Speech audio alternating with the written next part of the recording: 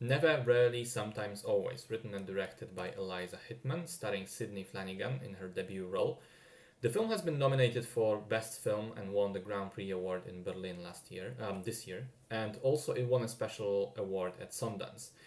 If I had to describe it in a very short and concise way, I'd probably say it's an indie drama about abortion. However, I think this description is shallow in regards to the movie and it would do it a disservice, and I will explain why in a moment. The story centers around Autumn, a 17-year-old girl from rural Pennsylvania who finds out she's pregnant. We don't know the specifics of the situation, who the father is, how did it all happen, but through glimpses into her life, we can easily gather this is an unwanted situation. Autumn, with the help of her loyal cousin Skylar, gets on a Greyhound bus and secretly travels to New York to get an abortion. Once there, it turns out that the whole thing will take more than just one day, as she initially thought, to get done, and we get to see Autumn and Skylar try to survive in an unknown city against the mounting problems, including but not limited to time and money growing short. So I said at the beginning that calling this film simply a movie about abortion would do it a disservice, and the reason I think that is because Never, Rarely, Sometimes, Always is rather a movie about a person trying to get abortion and everything around that, much more than the abortion itself. Of course, the procedure is a big part of the story. It's not like it isn't there at all. But I felt it wasn't the main focal point. That focal point was always Autumn as a person. We spent those couple of days with her almost exclusively in close ups, observing her and experiencing some of the same stuff she goes through. The film has a really ascetic, raw style. That combined with very restrained and subdued acting from especially Sydney Flanagan made me almost forget I was watching a drama rather than a documentary. It feels like we, the audience, are a fly on the wall observing real things, real events happening. I also think another aspect that builds that sort of vibe is how the script is written. There isn't a lot of dialogue in here, and the lines that are there are not simply brutal exposition. The characters don't explain things to one another for audience's sake. We have to observe their their feelings through the way they act and infer a lot of things that are not said outright in the story. I mentioned at the beginning that we don't know the full background to Autumn's pregnancy. The identity of the father is completely omitted from the story, but it feels natural. It feels like there is no organic moment where she could reveal it where it would be justified by the story. So it doesn't happen. It shouldn't happen, so it doesn't happen. We do, however, learn some details about her life in a pivotal scene, from which the title of the film comes from. Never, Rarely, Sometimes, Always is taken from the possible answers on a questionnaire that Autumn has to answer at the abortion clinic. The scene is filmed in one unbroken shot, a close-up of Autumn's face as she answers the questions, and it is a powerhouse performance in that one scene alone. The range of emotions that she displays while saying so little is unbelievable. And remember, this is the first ever film role for Sydney Flanagan. I'm very excited to see what she'll do next. Going back to the atmosphere of the film as a whole, one important feature is how it uses New York as this unfriendly, cold, unknown environment for the characters. Especially Autumn is visibly lost and worried all the time, always on the lookout for trouble. And it does feel like trouble is always right around the corner.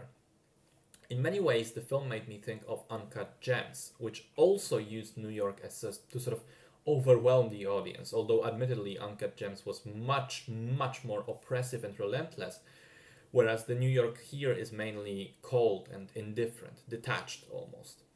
It does, however, help bring out and flesh out Autumn's loneliness, the fact that she's always to the side, always unnoticed, kind of awkward and uncomfortable. There's a scene where the girls meet up with a boy who is clearly interested in Skylar, the cousin, the more attractive of the girls. They go out to eat, and Autumn just sits there the entire time, saying nothing, like a third wheel, isolated, alone in the crowd. That feeling of being alone in the crowd, I think it permeates the film as a whole. Two more points that I want to make.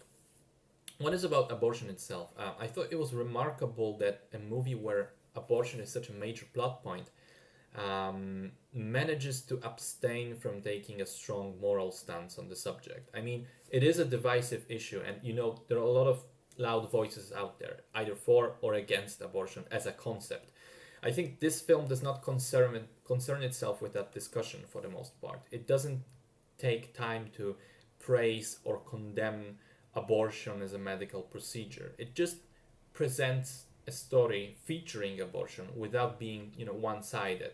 And okay, you can make a case that the ending kind of leans toward one side, but I think it was not only subtle, it was done through the character. As in, we see what abortion has meant for Autumn.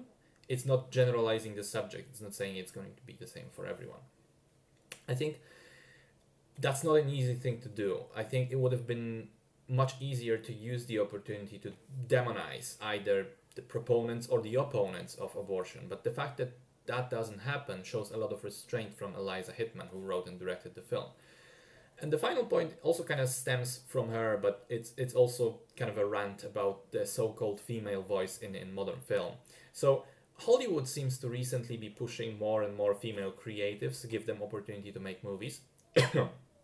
However, the way they do it is similar to how they do most things, clumsy and not thought out at all. What I mean is, women keep saying they want to tell their own stories through film and want the opportunity to do so, want the chance, want the funding. And Hollywood says, okay, let's do these projects. Female Ghostbusters, female Ocean's 11, female Men in Black, which are basically the same movies that have already been done and exhausted, just with, genders swapped around. And then those movies flop, and the studio execs are surprised. We thought you wanted a female voice in cinema, but nobody went to see the film at the movie theater.